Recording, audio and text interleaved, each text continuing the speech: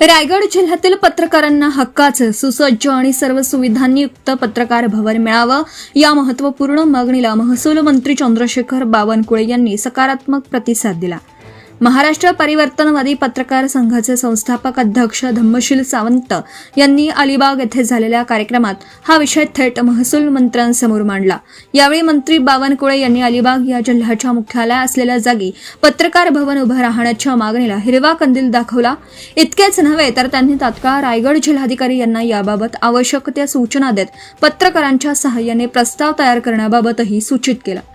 पत्रकारांच्या अडचणी, वाढती कामाची व्याप्ती आणि जिल्ह्यात स्वतंत्र पत्रकार भवनाची गरज याबाबत सविस्तर मांडणी करताना धम्मशील सावंत यांनी मुंबई आणि पुणेच्या धर्तीवर रायगडातही आधुनिक पत्रकार भवन उभारण्याची मागणी केली। यावर महसूल मंत्री चंद्रशेखर बावनकुळे यांनी तात्काळ सकारात्मक भूमिका घेत जागा उपलब्ध करून देतो, प्रस्ताव सादर करा, मुंबई आणि पुण्याच्या धर्तीवर रायगडातही पत्रकार भवन उभारण्यासाठी शासन स्तरावर आवश्यक कार्यवाही केली जाईल असे आश्वासन दिलं। याचवेळी त्यांनी रायगडचे जिल्हाधिकारी किशन जावळे यांना याबाबत आवश्यक प्रस्ताव सादर करण्याच्या सूचना दिल्या। दरम्यान महसूल मंत्र्यांनी दिलेल्या या सकारात्मक आश्वासनामुळे रायगड जिल्ह्यातील पत्रकारांमध्ये समाधानाचं वातावरण निर्माण झालं असून लवकरच पत्रकार भवनाच्या उभारणीची प्रक्रिया सुरू होईल अशी अपेक्षा व्यक्त केली जात आहे। चेक करतोय सर, अलिबाग हे जिल्ह्याचं मुख्यालय आहे। आता धुळे जिल्हा राज्यासमोर आपला एक विषय मला खासदार साहेब आहेत, आमदार साहेब आहेत, तर काय सांगाल सर? पत्रकार भवन संदर्भात तुम्ही अतिशय सकारात्मक भूमिका दाखवली, जिल्हाधिकारी साहेबांना देखील सूचना देखील दिल्या। काय म्हणजे नेमकं सर्व तुम्ही जागा मागा, जिल्हाधिकारी प्रस्ताव पाठवतील, शासन प्रस्ताव मंजूर करेल। जिल्हाधिकाऱ्याकडे जिल्हाधिकाऱ्याकडे बसा, शासनाकडे घेऊन या, जसं पुणेने केलं। पुणे पत्रकार संघाने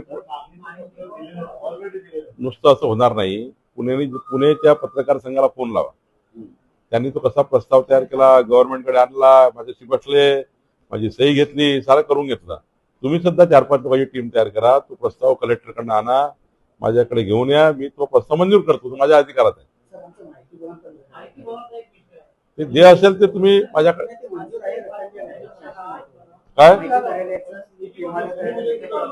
काय झालं ते ऐका ना कलेक्टर साहेब, ते गतिमान मध्ये देऊन द्या पैसे।